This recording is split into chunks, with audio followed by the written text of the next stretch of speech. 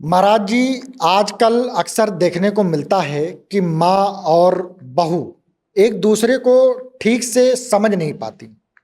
छोटी छोटी बातें बड़ी बन जाती है और परिवार टूटने की कगार पर आ जाता है। इसका मूल कारण क्या है महाराज जी? बहुत अच्छा प्रश्न किया आपने अजय जी। अभी वर्तमान में कलिकाल की जो दुर्दशा हो रही है उसके पीछे कई कारण हैं। पहली बात अगर शास्त्र की करें तो अयम तो युग धर्मो ही वर्तते कश्य दूषणम।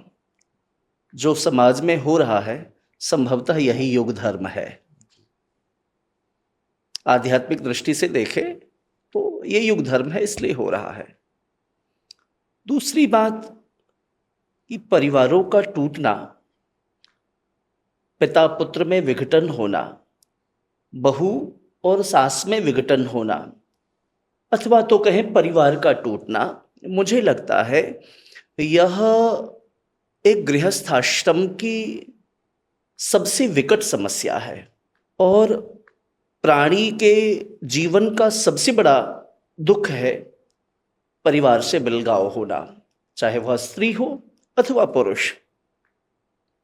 और ये वैमनस्यता जो प्रकट हो रही है उसके पीछे कई कारण हैं। कुछ बिंदुओं पर मैं आपसे चर्चा करता हूं। विवाह के पश्चात होता क्या है, समझदार सब होते हैं।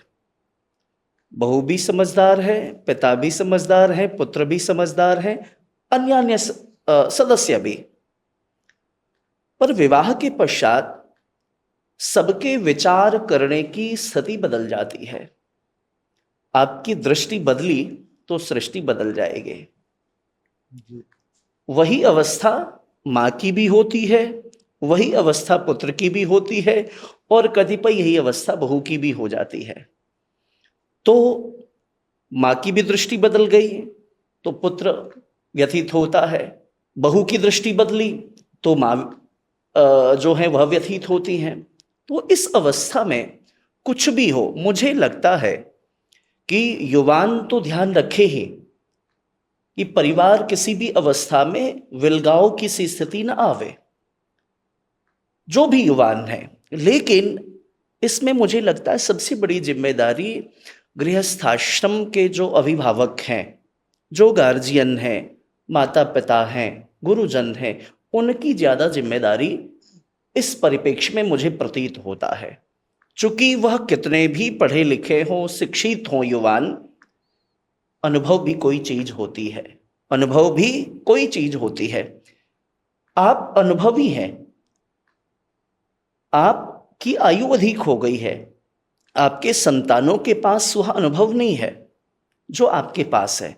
तो परिवार को कैसे चलाना है, यह इस स्थिति को थोड़ा माता पिता को भी विशेष ख्याल करना चाहिए, जिससे समाज में ऐसी अवस्था न बने और समाज आगे की ओर बढ़ सके।